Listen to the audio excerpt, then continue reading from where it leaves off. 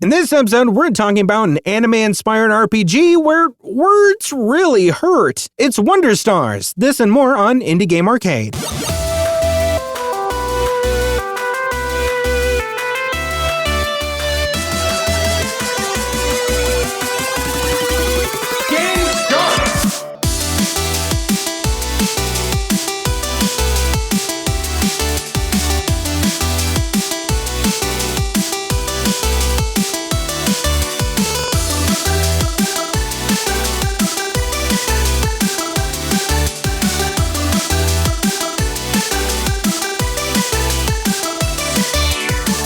Welcome back to Indie Game Arcade, a podcast that deep dives into the latest and greatest indie games. My name is Chris. And I'm Joseph. Joseph, what was your favorite anime from back in the day? And I'm talking like way back in the day. If we're going way back, then it would have been Trigun was my that's a good pick. I think was my top. If not Trigun, then Berserk. No, I knew you would say Berserk. Trigun is a very good. For whatever reason, I think it's because of those like AMVs that were like all over Napster at the time. I like the song Superman by Goldfinger is inexplicably woven into Trigun for me. I mean, there's just so many great classic anime, or I guess they are classics now, but animes from the 2000s were just like pristine. Probably Dragon Ball Z for me, like right at the beginning, and then Gundam Wing. I would say Gundam Wing was a really big one for me. They're probably my favorite out of like the very first iteration of like Toonami. I got way too into Gundam Wing. This will be relevant in a moment, I promise. But before we get to that, I want to remind everyone we are doing a giveaway this week for a Steam key for Rogue Labyrinth. Again, I want to say a really big thank you to the dev team at T-Witch Games for reaching out, providing that to us to share with all of you. So, again, I announced on the last episode, all you have to do to be considered to win this Steam key is to tag us somewhere on social media with the hashtag roguelike. And that's it. That's all you have to do. It's so easy. We'll announce the winner on Saturday. We'll announce that over social media, like things like X and Blue Sky. And then we will reach out to the winner as well. Just, you don't have to like hope that you see the post. We will reach out to you if you won. So all you need is a Steam account and a way for us to deliver that key to you in private, whether that is through DMs of some kind, email, whatever. Just be ready. Be ready. Hey, let's talk about... Let's talk about a game that is very, very steeped in anime. See? I told you it was related. We weren't just talking about anime because we're a bunch of weebs. Game start! So, Wanderstars was released the day we're recording this, September 19th, developed by Paper Castle Games and published by a fellow traveler. Thank you so much to Jasmine over there for sending us the key. That was very, very kind of you.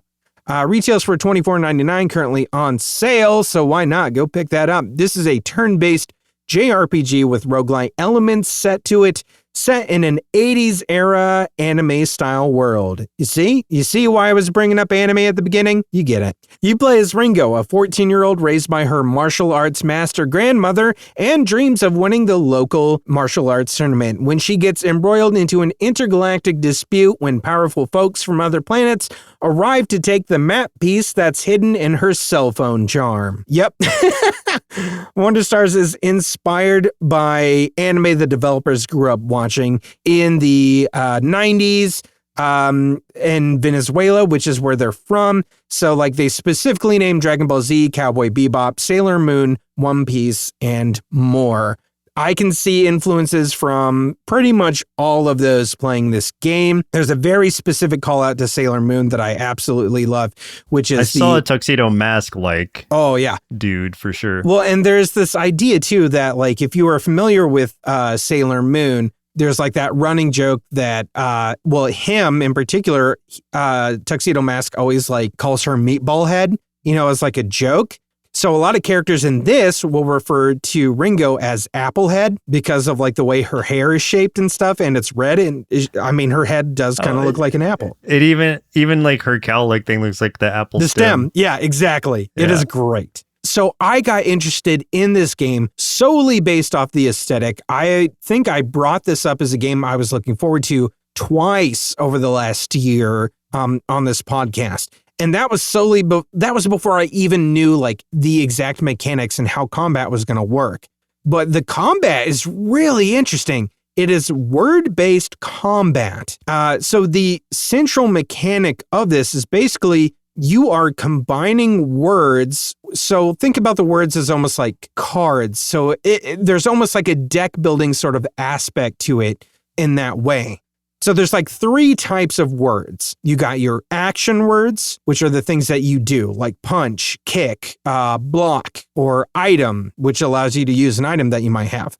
Then you have your elemental words, which adds a status effect. So you got fire, water, air, earth, things like that.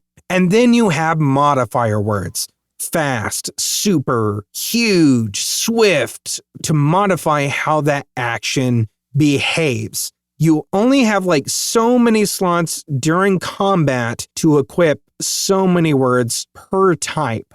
So like whenever you are like in combat, and it's like your turn to act, you are essentially like dragging and dropping some of your equipped words, which like you can, let me think through this real quick.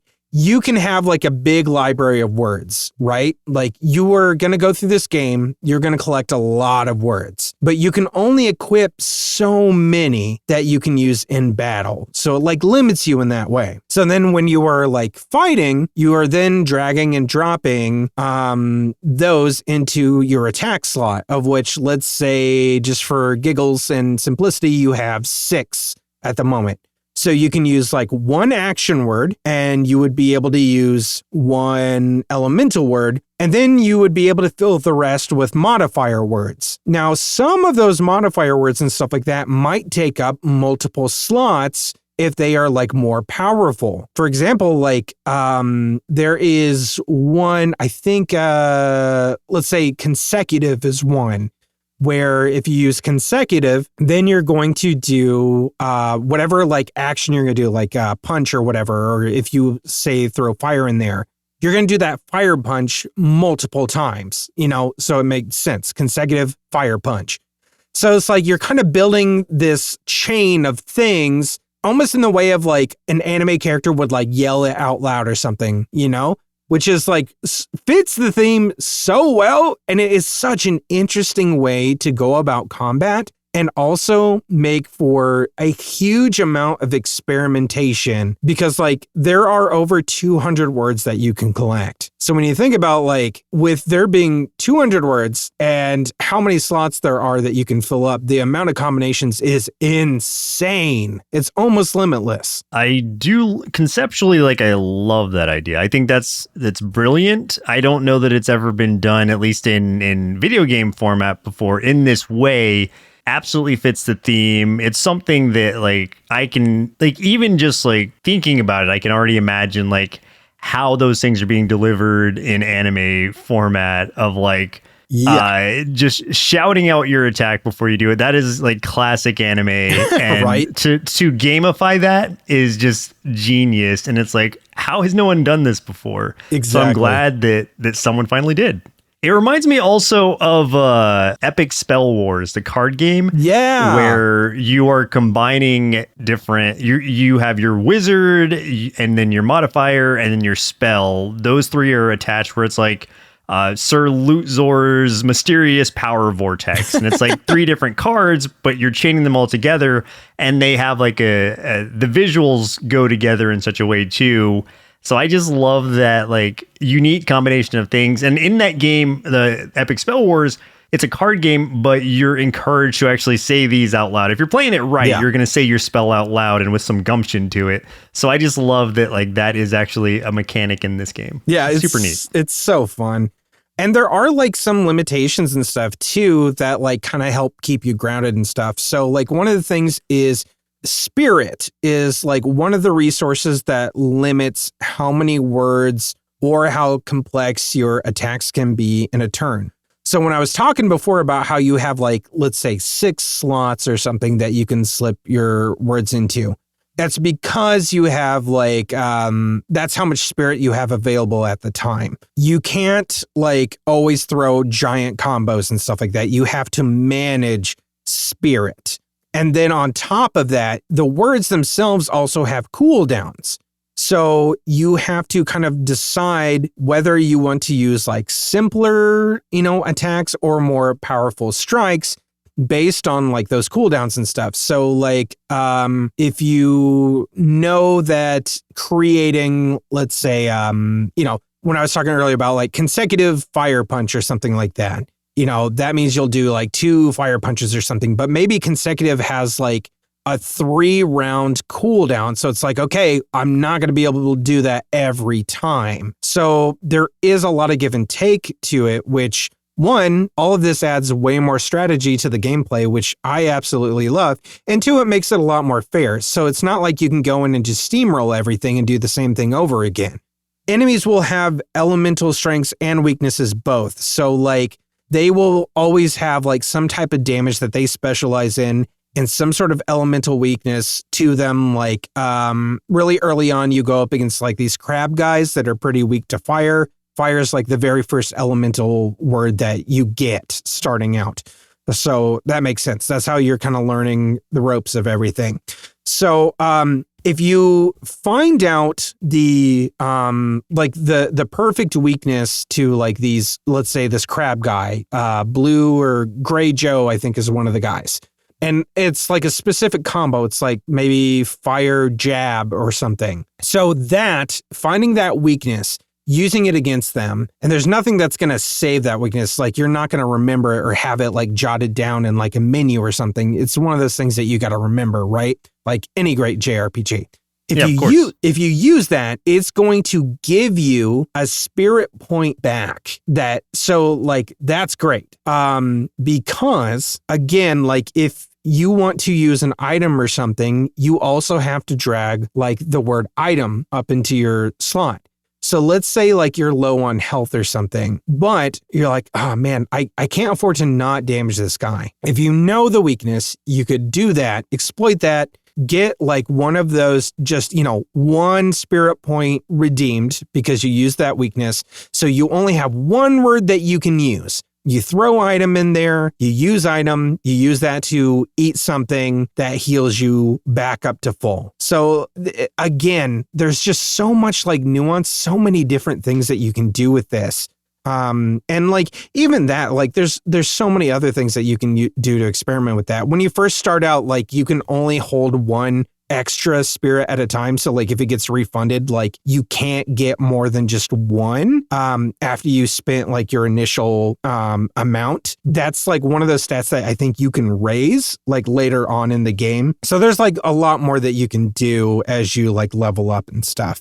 One of the other things I think is I really, really like, because it's thematic with the idea of an anime, like a shonen style anime where you are playing this character that wants to do well in like a martial arts tournament. And like, what are those characters about? Like you think of characters like Goku or Gohan, or, we'll take a step further outside of the martial arts thing, like Luffy or something.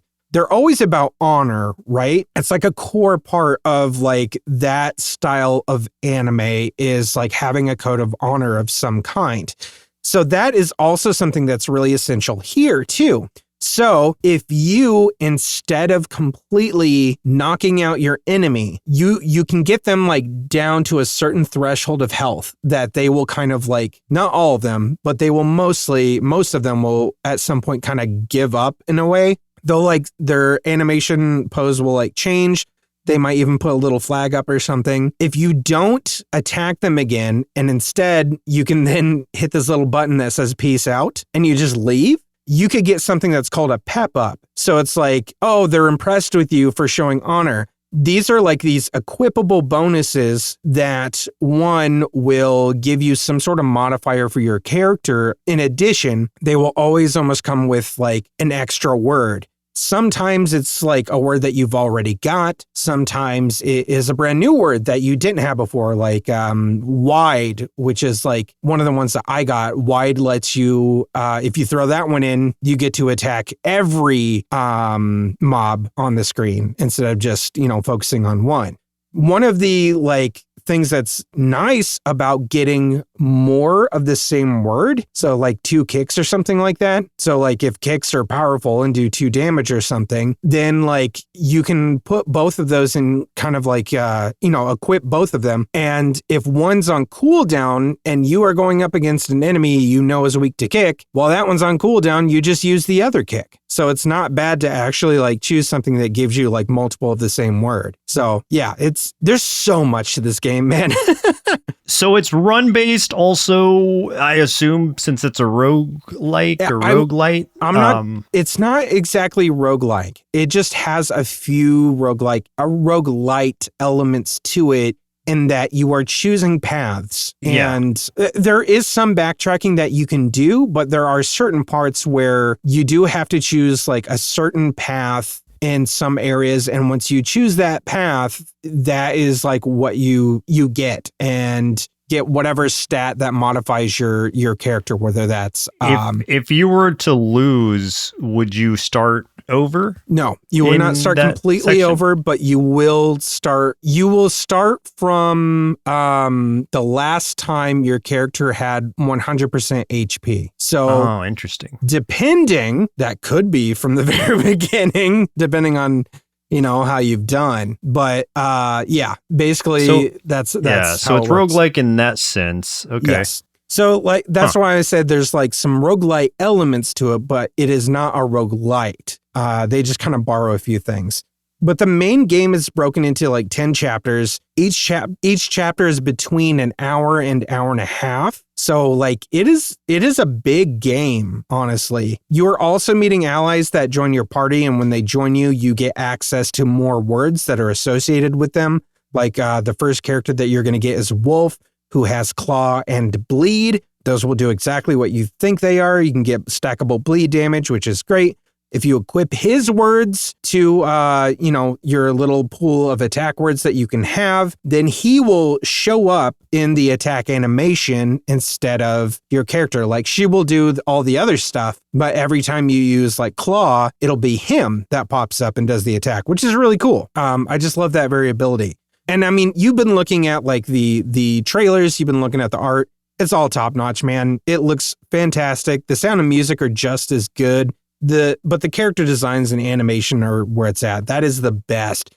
It really does look and feel like an anime that we would have gotten on Toonami in like 99 or 98 or something.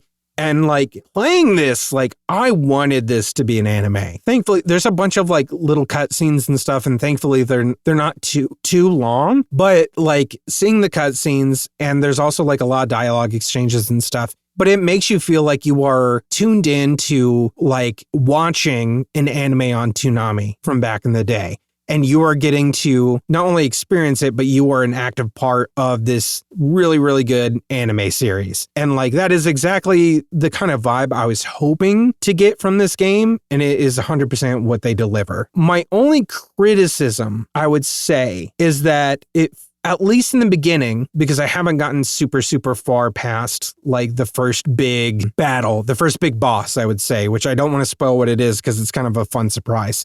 But if you're familiar with anime and those kinds of stories, you'll kind of see it coming, but you'll love it anyway, just because it works. It follows everything that you kind of hope it would. Anyway, you kind of like fight a lot of the same characters over again. And some of that is fine because some of that makes sense in a story kind of way. But there's some of the others that I just feel like I wish they would have added more variation in the things that you can run into and the mobs that you fight. But it does sort of make sense a little bit in that you are also establishing a lot of rivals and also, trying to befriend some of those rivals too. So of course you're going to run to some of them multiple times. Either way, like I just felt like there could have been a little bit more variability there, especially with such a unique mechanic. Like I want to have more reason to keep experimenting and not know that, oh, it's this guy again. I know his weakness already. So like, I got to do this, wait for the cooldown, do it again. So, that doesn't really like, I don't know, it doesn't bother me. And it kind of makes sense with the story progression of it to be establishing these characters, as ongoing rivals, and or just like people are going to keep showing up, maybe slightly more difficult because they've been training or whatever in between your fights or something. But I don't mind that. I honestly, like, they went a lot harder than they even needed to. I would have been sold on the visuals alone, even if this was like a straight JRPG and just a straight turn-based. But like, this looks so cool and it feels the part, so I'd be into it just already. The fact that they added that awesome like combat mechanic to it, and I love the very light rogue light elements of it in the way that you are progressing through the paths. That just like upsells it even more to me. If we didn't already have the key, I would definitely be buying it. Plus, it's got a capybara guy with abs and a surfboard. I mean, what more do you need? You sent me that picture and you're like, yeah, you're buying this. You like, yeah. The character design is just spot on. It's perfect. Yeah. It looks so good. It's a no-brainer. If you like anime, you basically get to play one. As a JRPG, I would say it's got to be one of the most interesting JRPGs I've ever seen. Almost endless possibilities. If you're an anime nerd, this is 100% the game that you've been waiting on. I truly don't think this will be the last time that we see this sort of combat attempted in a game. Now that it's out in the ether, I think people are going to start trying to use it in their own different ways, because this just feels like the start of what could become a trend based on how just cool and unique that idea is. I 100% agree with that. I think you were dead on. I think this will definitely signal the start of something for sure. Yeah, we're going to see some Wanderstar likes soon enough. Some Wonder likes. Yeah.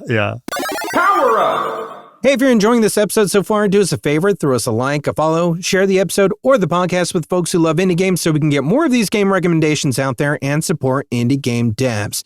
We also have our YouTube channel at youtube.com/nerdsloth where you can catch us playing more indie games, or check out our top 5 and top 10 series for even more indie game recommendations, because we believe there's an indie game out there for everyone. Combo! Let's talk about some other indie games we've been playing this week. I promise I will be faster this time. I promise.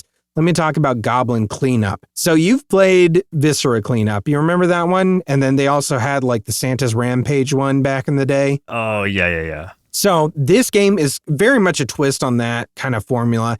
In Goblin Cleanup, you can either go solo or go co-op up to 4 players as goblins, cleaning up dungeons before the next wave of adventurers are set to come through. But it's not just like cleaning up because they are dungeons. There are traps and hazards everywhere, so you're also trying not to get killed yourself and add to the mess during the time limit that you're allotted. And one of my favorite parts of this when I was playing it is the tools that you have at your disposal while you are cleaning up.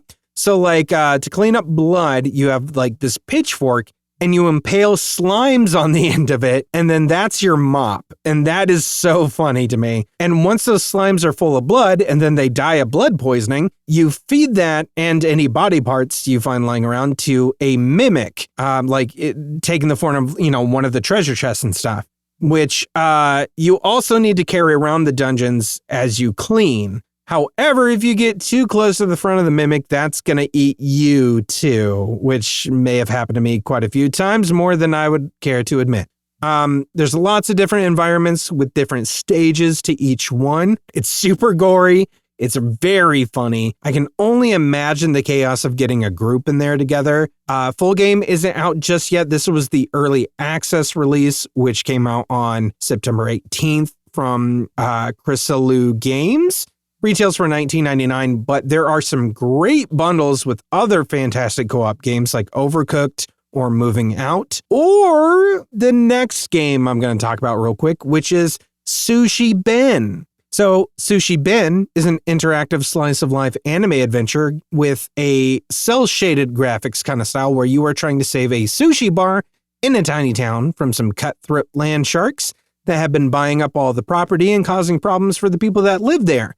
And the big appeal really is the story plus tons of mini games in which, because it is, revolves around a sushi bar, fishing is the really big aspect of the game. There's definitely a big fishing mini game.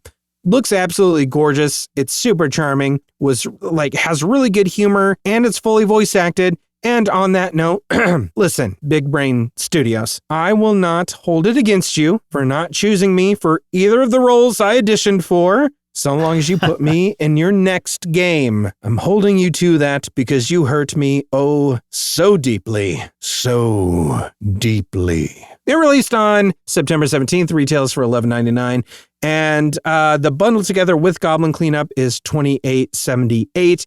But on sale right now for $23.02, which is a pretty good price, if I do say so myself. Goblin Cleanup looks like it's full of goblin waifus. So if that's what if you've ever wanted that, then this is the game for you. You are the goblin waifu. I know. think that's literally who you are playing. I know, but if you're doing a multiplayer, you can be around multiple goblin that's waifus. True. That is true. Yeah, why wouldn't you want a goblin waifu though? Sounds good. Yeah, why wouldn't you? Yeah. I do. Yeah. So I wanted to throw out there just because we actually have a video of it is Cardburners. Hey!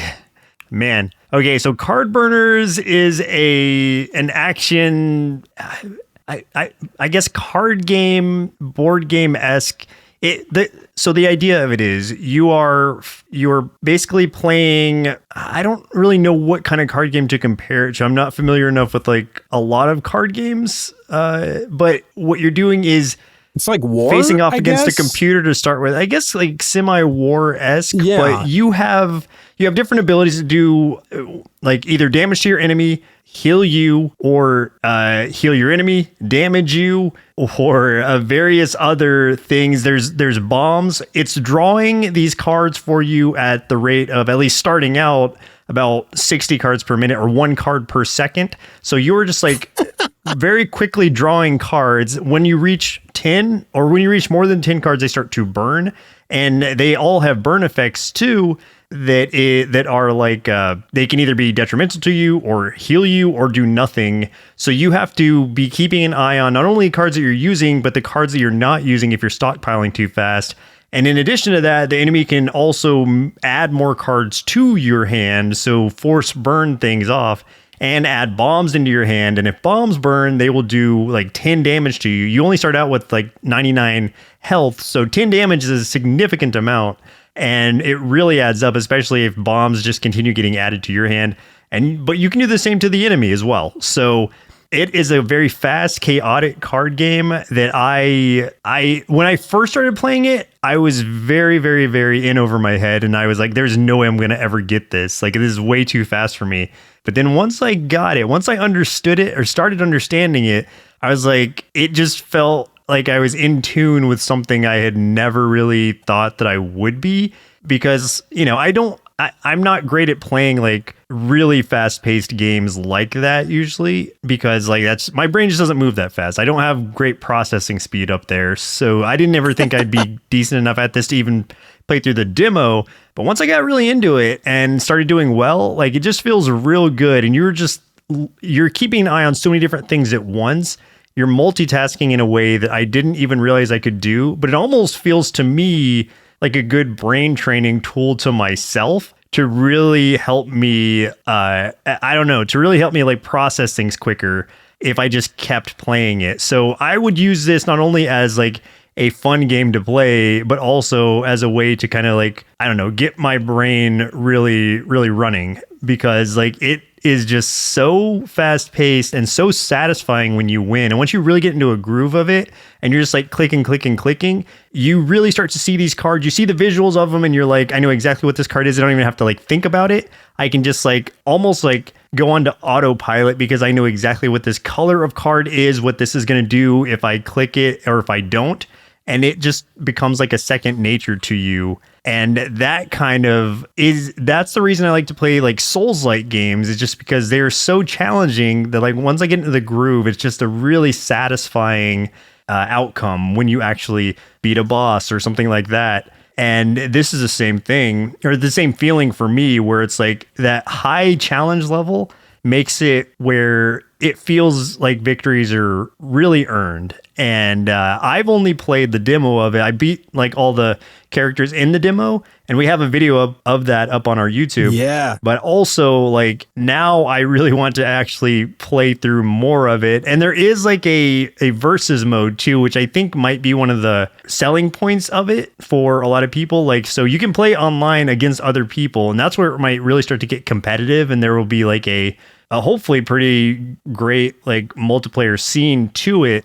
I'm sure like that's where I would just get absolutely trounced. Like I would be crushed against people who are like way better at these types of games. So I'll probably just keep playing the computer for now, just because I know that I can handle that. But if you are that kind of person and you do like those like highly competitive multiplayer games, I think this would be right up your alley too. Yeah, man, it was nuts watching you play it, and then going up against Dr. Max. That Dr. guy Max sucks because his whole thing is like he just heals a lot. And it is so hard to like out damage his healing and also like throwing stuff back at you. I just had to really prioritize like doing double damage. You can also set these little cards up on the side that it's like, okay, now every attack I do does, double damage. But the counter to that is like, if I'm clicking too fast and I use a card that hurts me instead of him, then it's double damage to myself too. So it's like another risk reward system. Or it's like if my health is so low that I need to prioritize heals, that I have to like find the double healing one instead and throw that out there just so I can survive. There's a lot going on, but once you get into it, I promise you, like it is so fun. Yeah, man, it was very fun to watch, and you do go a little bit crazy playing the game, and that was fun for me to see. It's just like sometimes I would just get crushed immediately, but then once you beat them, it's just like, okay, it was definitely worth it. Now I see what I did wrong, but I got it this time. Love it. The other game that I played that I think would be of great interest to people is Megabonk. Oh, if you imagine, dude, I was gonna bring this up to you because I was like, oh, you're gonna love this. You beat me to it. Nice. Well, this is a combo of, if you think about Vampire Survivors and Risk of Rain 2 specifically, because of the like 3D aspect of it and the way that you are collecting different power-ups, leveling those power-ups to where you're trying to just make like a broken build, essentially. It's that kind of like crazy action roguelike, but it's also got a really fun sense of humor to it. Your starting character is just a fox guy, but then you can unlock like a monkey with sunglasses. You can unlock a skateboarding skeleton. Yeah. Or just like all these weird, like funny characters.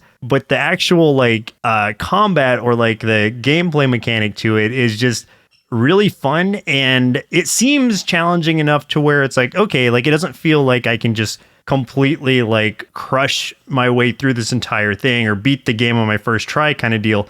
But it also feels like if you want to prioritize just like a broken build or try to find something, RNG is pretty friendly to you. It feels like, at least in the early stages of it. Cause like I was this knight character and he starts out with just like a basic sword slash in front of him. But I made that sword slash so gigantic because of all the like increased size of my attack that I picked up, that it was like destroying almost like everything in front of me in just single hits. And I tore through the boss pretty quick. Once you beat the boss, death doesn't come at you, but once the time runs out, it like does this final wave. And I don't know if the final wave is infinite. It probably is, just to try to finally kill you off. But like the enemies will start coming at you faster and faster and faster and faster, and they are just stronger. I was able to hold my own in there for at least like 2 to 3 minutes before they finally killed me off, just even after beating the boss, just because my sword was so gigantic, or the sword swing was so gigantic at that point that I had no fear of anything touching me. The enemies just became so fast at a certain point, it just kind of ran through between the slashes and killed me. But it was like, okay, cool. But that also is exciting because it's like, I wonder if you get stuff for like surviving for like, 5 minutes or whatever in the final, or in the last wave kind of deal, even after you beat the boss. So it was just like, I only played probably like, I don't know, 30 minutes to an hour of it, but man, it was just so fun, so funny. And I'm excited to see like what all this game has to offer. Like even just playing the demo of it that I played, it was something that I would continue playing as just a demo to unlock. I think you can only unlock like 5 or so characters in the demo. And there are maybe 20 total in the full release. So Crazy. yeah, there's a lot of variety here. One of them is literally like just a big Chad. Like he's just a big, strong dude who's flexing, and those are his attacks. Just a dude walking around with no shirt. Yeah. Yeah. So it's got a great sense of humor, but it also feels like the gameplay mechanics are pretty strong. And as far as like this type of game goes, again, Vampire Survivors mixed with Risk of Rain 2 because it is 3D. And you were just kind of bouncing around this level trying to survive and had a lot of fun with it. I'm definitely going to play more of this one. Yeah, it's so cool. Basically a 3D horde survivor that you can platform in as well, which is crazy. Yeah, I was really excited about this too. I can't believe you beat me to it because I was ready to bring this up to you thinking I was going to introduce your new favorite game. Overwhelmingly positive reviews so far, released on September 18th. 900 something. Yeah. So, solo dev. Very, very worth it. Yeah, definitely check this one out. Like, I'm sure we're probably going to be playing more of this and talking about it some more at, some other juncture. 100%. Yeah. 100%. Because, even within the level, there are like, not missions, but, well, I don't know what you would call them, but there's like stations you can go and like, it's one of those where if you stand by it for a little while, like it'll start to like charge up the thing. And then if you can survive like within that bubble, then it will give you like some kind of new skill power up or something. And so I like that it incentivizes you to explore around this level. And it's not like completely obtuse. There is you do have a compass that shows you like what is around you. So you can kind of like gear yourself to at least go in certain directions instead of just like wildly wandering around. So I don't know, like altogether it just works really well for me and was just super satisfying. So I could see this even just being a game that I could just jump into and play around of and be satisfied and move on to something else. Like it doesn't feel like I have to heavily commit to it because of its fun sort of aesthetic, but it also feels like if I wanted to, there's a lot of depth to it. Final round! Let's talk about some upcoming indie games we're excited about. I'm going to mention 3 really fast ones. These are games that I saw on the 6-1 Indie Showcase that aired last week. All of these are to be announced, so I don't have any dates for them yet. One of them in particular, I'm very excited to tell you about. I'm going to save it for the end, so you got to wait, Joseph. The first one I'm going to mention is Gloomy Juncture. This is a gritty noir mystery game about a janitor who gets sucked into a murder mystery, but all done in this 3D, like decaying papercraft kind of style that makes it all look like really creepy and unsettling. Just this really grimy, dark looking world where everything is constructed out of, what looks like handcrafted materials that are drawn on, like the faces and everything are drawn in. It's such an interesting aesthetic that really stuck out to me. So I really wanted to check that out. The next one I want to mention is a DLC for another game. This is Lil Gator Game in the Dark. It is a huge DLC for the original game, Lil Gator Game, which is an adorable game. It's a little whimsical game about this little gator kid who just dreams of being an adventurer like Link from Legend of Zelda. And he goes on like a little pretend adventure around his island. This DLC doubles the amount of content for the game and brings you underground into a mineshaft for even more wholesome adventures. Lastly, the one that I wanted to bring up to you because I think you will like this and you should probably look it up is Nanuka, Secret of the Shattering Moon. This is a super sleek pixel art style platformer with beat 'em up style fighting mechanics where you're gathering allies to gain access to new movesets. But like the huge appeal on this to me and what I thought, like, one, you like platformers like this, but the big thing was the animation on here with the characters, especially the bosses, is absolutely gorgeous. This is one of the games that stuck out to me the most out of everything from 6-1 Indie. There's a lot of other really good ones too, but I was like, man, this is definitely one for the wish list. Yeah, looking at it, the bosses are done in like kind of a unique style. I would have compared it to what is it? Shantae? Oh yeah. Yep. The Shantae series? Yeah, the Genie games. Yeah, like, but then I see the bosses and they're more like they're animated in a different way than the regular like the rest of the 2D pixels are. Like these are almost like Roger Rabbited onto it. Like they look more cartoon. The bosses look more cartoonish than the backgrounds or the actual characters do, which is really interesting visually to look at them. Like they're animated super fluidly too. I just thought that was a really interesting choice to have that much of a style change for the bosses, because they're like these large figures on the screen too, which is what was making me think of Shantae. But yeah, just the way the bosses look, the platforming itself looks really fun though. It's something I would definitely get into. It looks like it's a to be announced, so I don't know when it's coming out, but it's on my wish list now, so I'll see. One that I wanted to bring up, well, two actually, because there's one where it's like, I know you're going to be interested in it. And the other one that's like, I also know you're going to be interested in it. So I guess there's two that I know you're going to like. Okay. So the first one I want to bring up is called Carimara. Beneath the guys, the text is so little. Beneath the Forlorn Limbs. This is a like kind of disturbing horror-like game, but it looks a lot like Inscription in that it is a card game, but there's like a creepiness to it, and it's just got kind of a weird this looks feel so to good. it. Yeah. Like I thought it was just like a kind of walking sim thing at first when I like was looking at it, but it is touting itself as a card game first, so I guess it is like a card game adventure in the same way that Inscription is. This one, it doesn't look like you're confined to just a single room. It looks like you're out in the actual world, but it is like a really dark, like grim kind of like aesthetic and a unique art style that looks really interesting. Yeah. It comes out on October 6th, and this is my first time hearing about it is when I just ran across it today. So I just wanted to bring that up because Inkshade was the other Inscription, like where I'm like, it started out really great, and then it fell flat for me towards the end. This one hopefully can kind of redeem that. So we'll see if this is an Inscription like that's kind of worth diving more into, but it looks really good. I love how creepy this is. Oh man, I'm so in. Yeah. Wish listed. And then the other one, for a way different reason, but also a card game, is called Battlesuit Aces. This I know you'll like because it is a anime type card game. Since we're on the anime kind of topic today, yeah, that's kind of the theme of the episode. And this one specifically is more like mech based, so very Gundam-esque, but it's a card game instead of a like what you're usually seeing as a mech battle game. This one's a card battler. I don't know if it's a roguelike or not, or if it's just like an actual straight through story, but it looks like the card game is the core mechanic of it. And that just looks really, I love the graphics of it. I'm sure the card game itself will be really interesting to dive into.